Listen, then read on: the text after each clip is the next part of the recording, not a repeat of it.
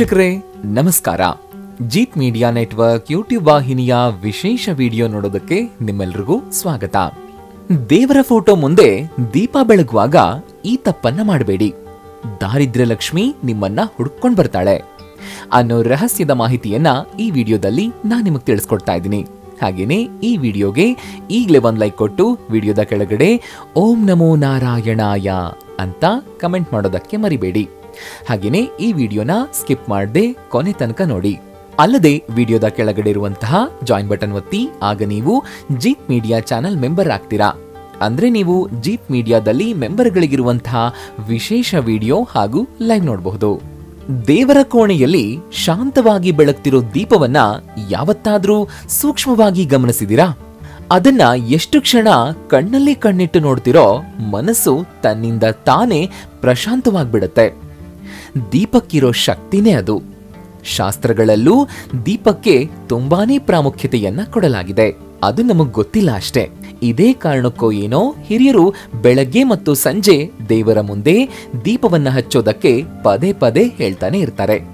ನಾವು ಕೂಡ ವೀಕ್ಷಕರ ಅನೇಕ ಸಮಸ್ಯೆಗಳಿಗೆ ಪರಿಹಾರ ಹೇಳುವಾಗ ದೇವರ ಫೋಟೋ ಮುಂದೆ ದೀಪ ಹಚ್ಚಿ ಅಂತ ಹೇಳ್ತಾನೆ ಇರ್ತೀವಿ. ಅದರಲ್ಲೂ ಬೇರೆ ಬೇರೆ ಎಣ್ಣೆಯ ದೀಪಗಳಿಗೆ ಅದರದ್ದೇ ಆದಂತಹ ಮಹತ್ವವಿದೆ. ಆದರೆ ನಮಗೆ ಗೊತ್ತಿಲ್ಲದೇನೆ ದೀಪವನ್ನ ಹಚ್ಚುವಾಗ ಕೆಲ ಚಿಕ್ಕ ಪುಟ್ಟ ತಪ್ಪುಗಳನ್ನ ಮಾಡ್ಬಿಡ್ತೀವಿ. ಆ ತಪ್ಪುಗಳಿಂದಲೇ ಜೀವನದಲ್ಲಿ ಅನೇಕ ಸಮಸ್ಯೆಗಳನ್ನ ಎದುರಿಸುವಂತಹ ಪ್ರಸಂಗ ಬಂದ್ಬಿಡುತ್ತೆ. ಅದರಲ್ಲೂ ಆ ಒಂದು ತಪ್ಪನ್ನ ಮಾಡ್ಬಿಟ್ರಂತೂ ದಾರಿದ್ರ್ಯ ಲಕ್ಷ್ಮಿ ನಿಮ್ಮನ್ನ ಹುಡುಕೊಂಡು ಬರ್ತಾಳೆ. ಆ ತಪ್ಪು ಏನು? ಆ ತಪ್ಪನ್ನ ಹೇಗ್ ಸರಿಪಡಿಸ್ಕೊಳ್ಬೇಕು? ಹಾಗೆಯೇ ಈ ದೀಪದ ಮಹತ್ವವನ್ನ ಶಾಸ್ತ್ರಗಳಲ್ಲಿ ಏನಂತ ಉಲ್ಲೇಖ ಮಾಡಲಾಗಿದೆ? ಅದರ ಜೊತೆಗೆ ಅದೇ ದೀಪದಿಂದ ನಿಮ್ಮ ಜೀವನದಲ್ಲಿ ಸಂಪತ್ತು ಹೊಳೆಯಂತೆ ಹರಿದು ಬರಬೇಕು ಅನ್ನೋದನ್ನು ಕೂಡ ಹೇಳಲಾಗಿದೆ. ಈ ಎಲ್ಲ ವಿಷಯಗಳನ್ನ ಈ ವಿಡಿಯೋದಲ್ಲಿ ವಿವರವಾಗಿ ಹೇಳ್ತಾ ಇದ್ದೀವಿ. ನಿಮಗೂ ದೀಪಗಳ ಬಗ್ಗೆ ಇನ್ನಷ್ಟು ಮಾಹಿತಿಯನ್ನ ತಿಳ್ಕೊಳ್ಳೋ ಆಸಕ್ತಿ ಇದೆಯಾ? ಹಾಗಾದ್ರೆ ವಿಡಿಯೋನ ಕೊನೆ ತನಕ ಸ್ಕಿಪ್ ಮಾಡದೆ ನೋಡಿ. ಯಾವುದೇ ಪೂಜೆ ಇರಲಿ, ಆ ಪೂಜೆಯಲ್ಲಿ ದೀಪವನ್ನೇ ಹಚ್ಚದೇ ಇದ್ರೆ ಹೇಗಿರುತ್ತೆ ಹೇಳಿ? ಹೀಗಂತ ಯಾವತ್ತಾದ್ರೂ ಯೋಚನೆ ಮಾಡಿದೀರಾ? ಹಾಗಾಗೋದಕ್ಕೆ ಸಾಧ್ಯನೇ ಇಲ್ಲ. ಅದು ಪೂಜೆ ಅಂತ ಅನಿಸ್ಕೊಳ್ಳೋದೇ ಇಲ್ಲ ಅಲ್ವಾ? ದೇವರ ಪೂಜೆ ಮಾಡುವಾಗ ಏನಿರುತ್ತೋ ಏನಿರಲ್ವೋ ದೀಪವನ್ನ ಹಚ್ಚದೆ ಪೂಜೆಯನ್ನ ಮಾಡೋದೇ ಇಲ್ಲ. ಮಾಡೋದಕ್ಕೆ ಹೊರಟ ಪೂಜೆ ಪೂರ್ಣ ಆಗ್ಬೇಕು ಅಂತಂದ್ರೆ ದೇವರಿಗೆ ದೀಪವನ್ನ ಹಚ್ಚಲೇಬೇಕು ಅಂತ ಶಾಸ್ತ್ರಗಳಲ್ಲಿ ಸ್ಪಷ್ಟವಾಗಿ ಹೇಳಲಾಗಿದೆ. ಅದಲ್ಲದೆ ಪ್ರತಿಯೊಂದು ಮನೆಯಲ್ಲೂ ಸಂಜೆ ಮತ್ತು ಮುಂಜಾನೆ ಎರಡೂ ಸಮಯದಲ್ಲಿ ದೀಪವನ್ನ ಬೆಳಗಿಸಿದ್ರೆ ಮನೆಯಲ್ಲಿರೋ ಋಣಾತ್ಮಕ ಶಕ್ತಿ ತೊಲಗಿ ಹೋಗುತ್ತೆ. ಹಾಗೇನೆ ಧನಾತ್ಮಕ ಶಕ್ತಿ ಆವರಿಸಿಕೊಳ್ಳುತ್ತೆ ಅಂತ ಕೂಡ ಹೇಳಲಾಗಿದೆ. ಹಾಗೆಯೇ ಇದೇ ದೀಪ ಪ್ರತಿಕೂಲ ಸಂದರ್ಭಗಳಲ್ಲಿ ಕಠಿಣ ಪರಿಶ್ರಮ ಮತ್ತು ಆತ್ಮವಿಶ್ವಾಸವನ್ನ ಹೆಚ್ಚಿಸುವ ಸಂದೇಶವನ್ನ ನೀಡುತ್ತೆ ಅಂತ ಉಪನಿಷತ್ತುಗಳು ಮತ್ತು ಪುರಾಣಗಳಲ್ಲಿ ಹೇಳಲಾಗಿದೆ. ಋಗ್ವೇದದಲ್ಲಿ ದೇವದೇವತೆಗಳ ಮಹಿಮೆಯನ್ನ ದೀಪದಲ್ಲಿ ಪರಿಗಣಿಸಲಾಗಿದೆ. ಹಾಗಂತ ದೀಪ ಹೇಗ್ಬೇಕೋ ಹಾಗೆ ಹಚ್ಚಬಾರದು. ಅದಕ್ಕೂ ಕೆಲ ನಿಯಮಗಳಿವೆ. ದೇವಸ್ಥಾನ ಇರ್ಲಿ, ಇಲ್ಲ ಅಂತಂದ್ರೆ ಯಾವುದಾದ್ರೂ ಪೂಜೆಯ ವೇಳೆಯಲ್ಲಿ ಅಲ್ಲಿ ಹಚ್ಚಿರುವ ದೀಪವನ್ನ ನೋಡಿ. ನೀವು ಒಂದೇ ಒಂದು ದೀಪ ಬೆಳಗ್ತಾ ಇರೋದನ್ನ ನೋಡಿದೀರಾ? ಚಾನ್ಸೇ ಇಲ್ಲ. ಅಲ್ಲಿ 2 ಜೋಡಿ ದೀಪಗಳು ಇದ್ದೇ ಇರುತ್ತೆ. ಹಾಗೆಯೇ ಮನೆಯಲ್ಲೂ 2 ದೀಪವನ್ನ ಹಚ್ಚಬೇಕು. ಹೇಗೆ ವ್ಯಕ್ತಿಗೆ ತನ್ನ ಜೊತೆಗಾರನಾಗಿ ಒಬ್ಬರಿಗೊಬ್ಬರು ಹಾಗೂ ತಮ್ಮ ಕಷ್ಟಗಳನ್ನ ಹಂಚಿಕೊಳ್ಳೋದಕ್ಕಾಗಿ ಒಬ್ಬರಿರ್ಬೇಕೋ, ಅದೇ ರೀತಿ ಮನೆಯಲ್ಲಿ 2 ಸಂಖ್ಯೆಯಲ್ಲಿ ದೀಪವನ್ನ ಹಚ್ಚಬೇಕು. 2 ದೀಪವನ್ನ ಮನೆಯಲ್ಲಿ ಬೆಳಗೋದ್ರಿಂದ ಅದರ ಸಮತೋಲನದಿಂದಾಗಿ ಮನೆಯಲ್ಲೂ ಕೂಡ ಎಲ್ಲವೂ ಸಮಾನವಾಗಿರುತ್ತೆ.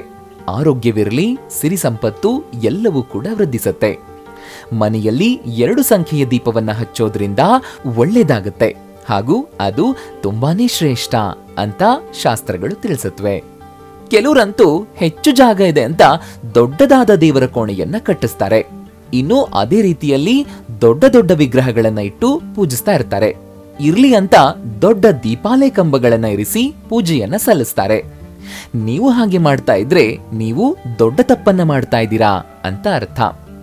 ದೇವರ ಕೋಣೆಯಲ್ಲಿ ಯಾವತ್ತೂ 3 ಇಂಚಿಗಿಂತ ದೊಡ್ಡದಾದ ದೀಪವನ್ನ ಹಚ್ಚುವಂತಿಲ್ಲ. 2 ಇಂಚು ಅಥವಾ 3 ಇಂಚಿನ ದೀಪವನ್ನ ಮನೆಯಲ್ಲಿ ಬೆಳಗೋದ್ರಿಂದ ಅದು ಶ್ರೇಷ್ಠ ಅಂತ ಹೇಳಲಾಗಿದೆ. ಅದಕ್ಕಿಂತ ದೊಡ್ಡದಾದ ದೀಪಾಲೆ ಕಂಬಗಳನ್ನ ಇರಿಸಿ ದೀಪವನ್ನ ಉರಿಸೋದ್ರಿಂದ ಅದು ಮನೆಗೆ ಶ್ರೇಷ್ಠವಲ್ಲ ಅಂತ ಕೂಡ ಶಾಸ್ತ್ರ ಹೇಳುತ್ತೆ. ಇನ್ನು ಮನೇಲಿ ದೀಪಾರಾಧನೆ ಮಾಡಬೇಕು ಅಂತಂದ್ರೆ ನಿಮಗೆ ಸಿಕ್ಕಂತಹ ಸಮಯದಲ್ಲಿ ಮಾಡಬೇಡಿ. ಅದಕ್ಕೂ ಒಂದು ಸಮಯ ಅಂತ ಇದೆ. ಬೆಳಗಿನ ಬ್ರಹ್ಮ ಮುಹೂರ್ತ ಪ್ರಶಸ್ತವಾದಂತಹ ಸಮಯ. ದೇವರ ಆರಾಧನೆ ಮಾಡೋದಕ್ಕೆ, ದೇವರಿಗೆ ದೀಪ ಹಚ್ಚೋದಕ್ಕಾಗಿ. ಇನ್ನು ಸಂಜೆಯ ಗೋಧೂಳಿ ಸಮಯ ಉತ್ತಮವಾಗಿರುತ್ತೆ ದೀಪಾರಾಧನೆ ಮಾಡೋದಕ್ಕಾಗಿ. ಆದ್ರಿಂದ ಮನೆಯಲ್ಲಿ ಈ ಸಮಯದಲ್ಲಿ ದೀಪಾರಾಧನೆ ಮಾಡೋದ್ರಿಂದ ಮನೆಗೆ ಶ್ರೇಷ್ಠ, ಹಾಗೇನೆ ಮನೆಗೆ ಶ್ರೇಯಾಭಿವೃದ್ಧಿ ಆಗುತ್ತೆ ಅಂತ ಹೇಳಲಾಗುತ್ತೆ. ಹಾಗೇನೆ ದೀಪಾರಾಧನೆ ಮಾಡುವಾಗ ನೀವು ತಪ್ಪದೇ ಹೇಳಬೇಕಾಗಿರುವಂತಹ ಮಂತ್ರ ಒಂದಿದೆ. ಈ ಮಂತ್ರವನ್ನ ಹೇಳಿ ನಿಮ್ಮ ಜೀವನವು ದೀಪದಂತೆ ಪ್ರಜ್ವಲಿಸೋದಕ್ಕೆ ಆರಂಭವಾಗುತ್ತೆ. ದೀಪ ಜ್ಯೋತಿ ಪರಬ್ರಹ್ಮ, ದೀಪ ಜ್ಯೋತಿ ಜನಾರ್ದನಃ, ದೀಪೋ ಹರ್ತಿ ಮೇ ಪಾಪಂ, ಸಂಧ್ಯಾದೀಪಂ ನಮೋಸ್ತುತೆ. ಶುಭಂ ಕರೋತು ಕಲ್ಯಾಣಮಾರೋಗ್ಯಂ ಸುಖಂ ಸಂಪದಾಂ, ಶತ್ರುವೃದ್ಧಿ ವಿನಾಶಂಚ, ದೀಪ ಜ್ಯೋತಿ ನಮೋಸ್ತುತಿ. ದೀಪ ಹಚ್ಚುವಾಗ ಇನ್ನೂ ಕೆಲ ವಿಷಯಗಳನ್ನ ನೀವು ನೆನಪಲ್ಲಿಟ್ಕೊಳ್ಬೇಕು. ದೀಪವನ್ನ ಸದಾ ಪೂರ್ವ ದಿಕ್ಕಿನತ್ತ ಇರುವಂತೆ ಮಾಡಿ. ಹಾಗೇನೆ ಒಡೆದ ಹಣತೆಯಲ್ಲಿ ದೀಪವನ್ನ ಯಾವುದೇ ಕಾರಣಕ್ಕೂ ಹಚ್ಚಬಾರದು. ಜೊತೆಗೆ ದೀಪಕ್ಕೆ ಹತ್ತಿಯ ಬತ್ತಿಯನ್ನು ಹೊರತು ಬೇರೆ ಏನನ್ನೂ ಬಳಸಬಾರದು. ಅಷ್ಟಲ್ಲದೆ ಆ ದೀಪದಿಂದ ಇನ್ನೊಂದು ದೀಪವನ್ನ ಬೆಳಗಿಸಬೇಡಿ. ಹೀಗೆ ಮಾಡೋದ್ರಿಂದ ನಿಮ್ಮ ಮನೆಯಲ್ಲಿ ಒಂದೊಂದಾಗಿ ಆರ್ಥಿಕ ಸಮಸ್ಯೆಗಳು ಕಾಣಿಸಿಕೊಳ್ಳೋದಕ್ಕೆ ಆರಂಭವಾಗುತ್ತೆ. ವಿಜ್ಞಾನದಲ್ಲೂ ದೀಪಕ್ಕೆ ಪ್ರಾಮುಖ್ಯತೆಯನ್ನ ಕೊಡಲಾಗಿದೆ. ದೀಪವನ್ನ ಬೆಳಗಿಸೋದ್ರಿಂದ ಸುತ್ತಮುತ್ತಲಿನ ಹಾನಿಕಾರಕ ವೈರಸ್ಗಳು ನಾಶವಾಗುತ್ತವೆ ಮತ್ತು ಮನೆಯ ವಾತಾವರಣದಲ್ಲಿ ಶುದ್ಧತೆ ಹರಡುತ್ತೆ. ಹಸುವಿನ ತುಪ್ಪದಲ್ಲಿ ರೋಗಾಣುಗಳು ಹರಡದಂತೆ ತಡೆಯುವ ಸಾಮರ್ಥ್ಯವಿದೆ. ತುಪ್ಪವು ಬೆಂಕಿಯ ಸಂಪರ್ಕಕ್ಕೆ ಬಂದಾಗ ಸುತ್ತಮುತ್ತಲಿನ ಪರಿಸರದಲ್ಲಿ ಶುದ್ಧತೆ ಹರಡುತ್ತೆ. ತುಪ್ಪ ಮತ್ತು ಬೆಂಕಿ ಎರಡನ್ನೂ ಸುಟ್ಟಾಗ ತುಪ್ಪದ ಅಂಶಗಳು ನಾಶವಾಗೋದಿಲ್ಲ. ಬದಲಿಗೆ ಅದು ಸಣ್ಣ ಅಗೋಚರ ತುಂಡುಗಳಾಗಿ ವಿಭಜನೆಯಾಗುತ್ತೆ ಮತ್ತು ವಾತಾವರಣದಲ್ಲಿ ಹರಡುತ್ತೆ. ಆದ್ದರಿಂದಲೇ ಬೆಂಕಿಯಿಂದ ಹರಡುವ ತುಪ್ಪವು ವಾತಾವರಣವನ್ನ ಶುದ್ಧಗೊಳಿಸುತ್ತೆ ಅನ್ನೋದು ವೈಜ್ಞಾನಿಕ ನಂಬಿಕೆ. ಈಗ ನೀವು ದೀಪ ಹಚ್ಚುವಾಗ ಈ ಒಂದು ತಪ್ಪನ್ನ ಮಾಡಿದ್ರೆ ಸಾಕು, ನಿಮ್ಮ ಮನೆಗೆ ದಾರಿದ್ರ್ಯ ಲಕ್ಷ್ಮಿ ಬರೋದು ಪಕ್ಕಾ. ಅಷ್ಟಕ್ಕೂ ನೀವ್ ಏನ್ ಮಾಡಬಾರದು ಗೊತ್ತಾ?